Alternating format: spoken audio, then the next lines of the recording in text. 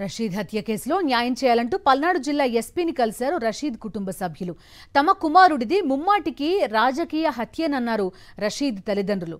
రషీద్ హత్య కేసులో తామిచ్చిన ఫిర్యాదులో పేర్కొన్న విధంగా టీడీపీ నేతలు షమీం ఖాన్, ఆయూబ్ ఖాన్లతో పాటు మాజీ MLA Makkina Mallikarjuna, MLA GVS Anjaneyulu పేర్లను చేర్చలేదన్నారు. రషీద్ హత్య చేసిన వారితో పాటు తెర వెనుక నుండి డైరెక్షన్ ఇచ్చిన టీడీపీ నాయకులను కూడా వెంటనే అరెస్టు చేయాలని డిమాండ్ చేశారు. మా అబ్బాయి రషీద్ని చంపేశారు. ఇవాళకి 10 రోజుల పైన అయింది. అందుకని ఆఫీస్కి వచ్చాము ఆయన్ని అడగటానికి.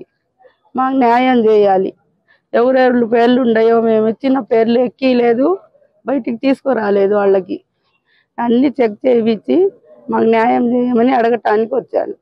ఎస్పీ గారు ఖచ్చితంగా న్యాయం చేస్తానమ్మా, నేను ఇలా ఎవరికి జరగకూడదు, నేను ఖచ్చితంగా ఇక్కడ ఉన్నంత వరకు అన్ని న్యాయం చేస్తానని చెప్పారు. వాళ్ళ పార్టీ వాళ్ళేనని చెప్తారు.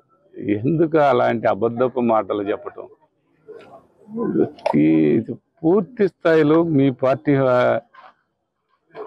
మనిషి అని మీరు తెలుసు, చాలా అబద్ధాలు మాటలు చెప్పటం. ఆయన ముఖ్యమంత్రి గారు చెప్తున్నారు, ఆ మాజీ ఎమ్మెల్యే కూడా వాళ్ళు ఒకటేలే అని అన్నాడు అని చెప్తాడు.